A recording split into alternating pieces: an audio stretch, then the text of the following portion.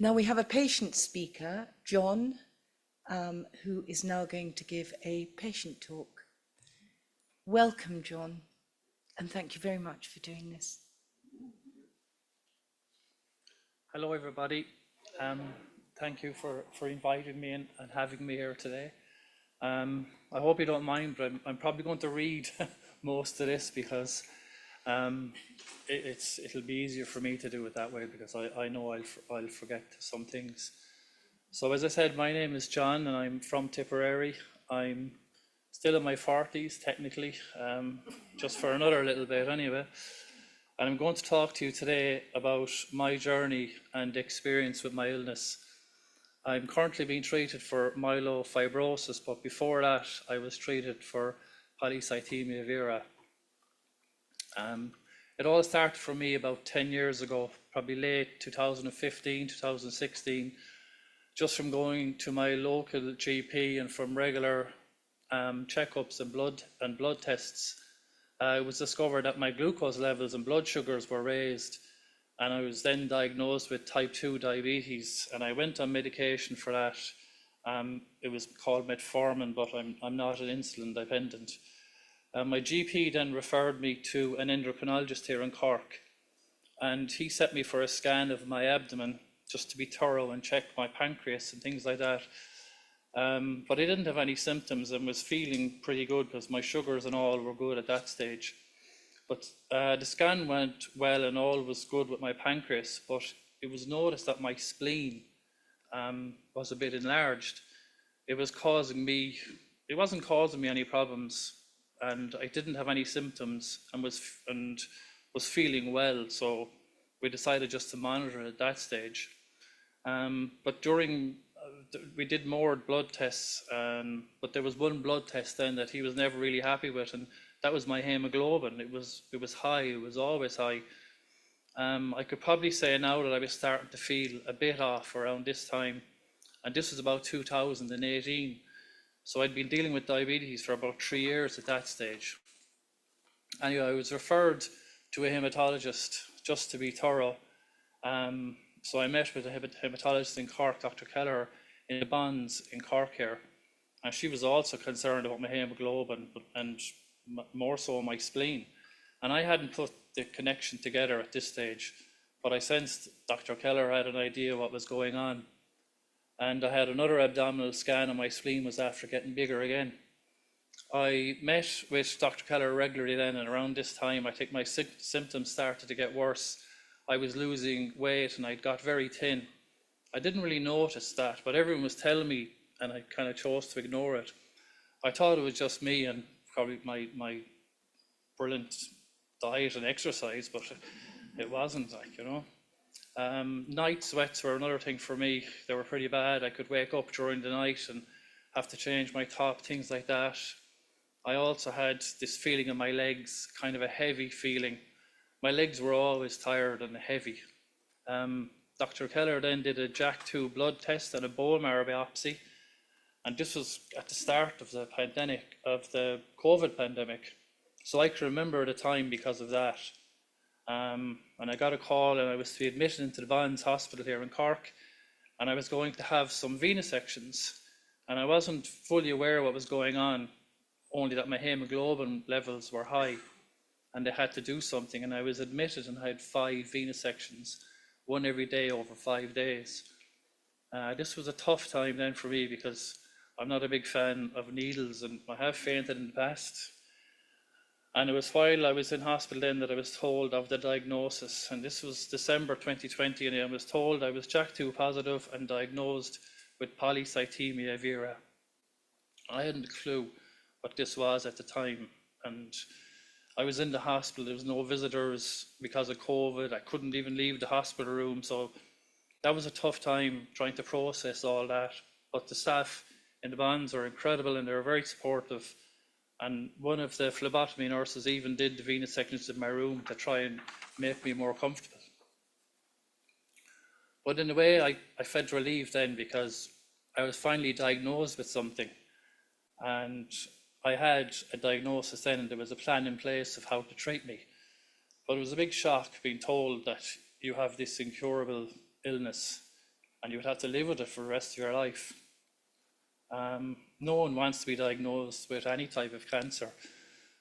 But as I learned more, this one seemed manageable to me, relatively speaking. I had to go every few months to have my bloods checked and have venous sections. And this was it for the rest of my life. And at the beginning it's daunting. You think you'll never be free, you'll always have this, but you just have to deal with it. And approximately once a month then I'd go to the bonds and I'd have a venous section. And this went on for a while and I got used to it and the venous sections, and even enjoyed like coming down to Cork and having a day out. And I started to feel a lot better too. In general, you know, I was doing well. There would be the odd day things were not good, but more good days than bad days, and definitely much better than before. Dr. Keller wanted me to refer me then to a doctor in the Mercy here, across the road, and someone who was more experienced in the field of dealing with polycythemia. So that's when I first met then with Dr. Keohane.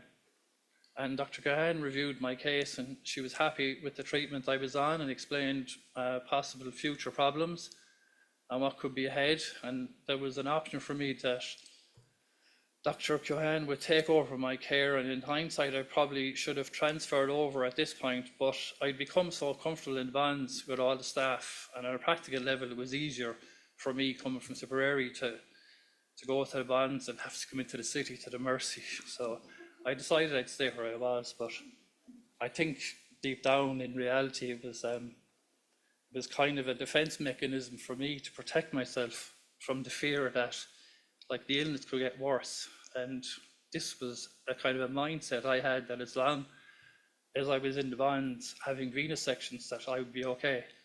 But I knew that Dr. Keohane was the next level, that I'd eventually would be going to see her if things progressed to the next level.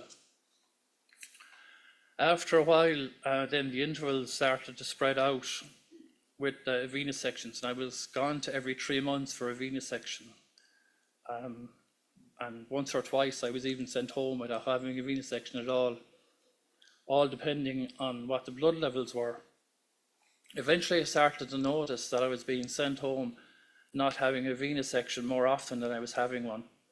And the symptoms I had been experienced before were starting to come back. My spleen continued to be enlarged and was getting bigger.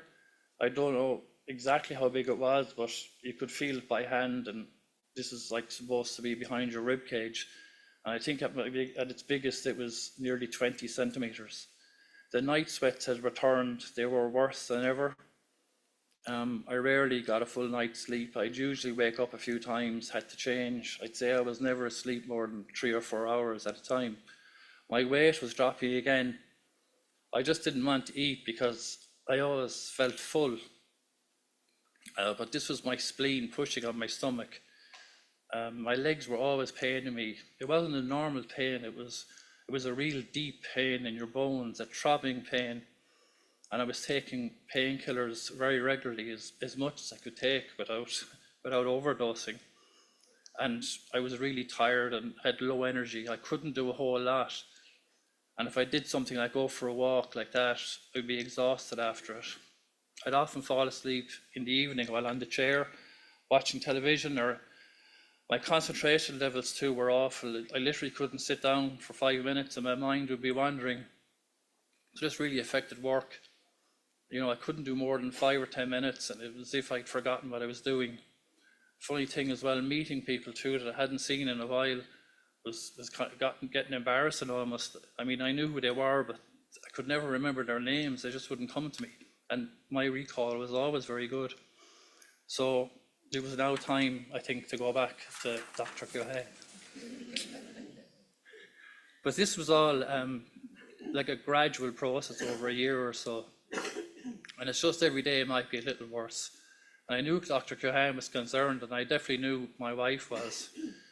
And whenever I had a consultation, I was always playing down the symptoms, and my wife was always exaggerating them, I felt. But when I look back now, she wasn't, and I was that bad. I didn't think there was anything wrong with crawling upstairs at night on all fours to go to bed because your legs were so heavy and tired because the pain was so much you just couldn't stand up and walk. And just over time, it just felt normal. So Dr. Cohan did another bone marrow biopsy to see if there was any scarring of the tissue, and this was around December 23, December 23, and it was early 24 then when I met with Dr. Cohan again. And this is when I got the news that the illness had progressed onto myelofibrosis. So I had a new diagnosis now. And I mean, I thought I'd be dealing with polycythemia for the rest of my life at one point. And now it progressed on to myelofibrosis. I knew it was a possibility, but I thought if it did happen, it would be years away, but here I was. It was a lot to take in, but Dr. Cohan was very kind, and I felt I took up so much of her time, but that was no issue. And she was very good at explaining it all to me and offering me help and places to get more information. But I accepted things quickly and I moved on and I tried to get on with it. I started then on medication, ruxolitinib or Jakavi as I call it. There were some side effects and I was monitored very closely at the start by Dr. Cohan and the brilliant nurse and staff at the Mercy. And everything seemed to be going well. There were no complications with the medication and it was working great for me. And I knew how well it was working because I would say literally about 3 nights after starting Jakavi, I was going to bed and I was on the stairs and I stopped and realized that I was just standing on my own 2 feet and walking up the stairs. And it was then that really hit me how unwell I had been and how well Jakavi was working for me. But with regard to where I am now, the only real option for me is to continue with medication, but as you know, this is not a cure. However, an option for me down the line is a bone marrow transplant.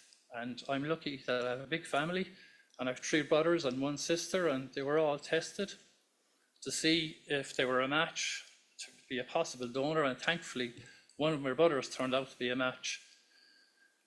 So that's where I am now. Hopefully I'll continue to respond well to medication, and if I have a bone marrow transplant in the future, all will go well. So thank you. Thanks for listening.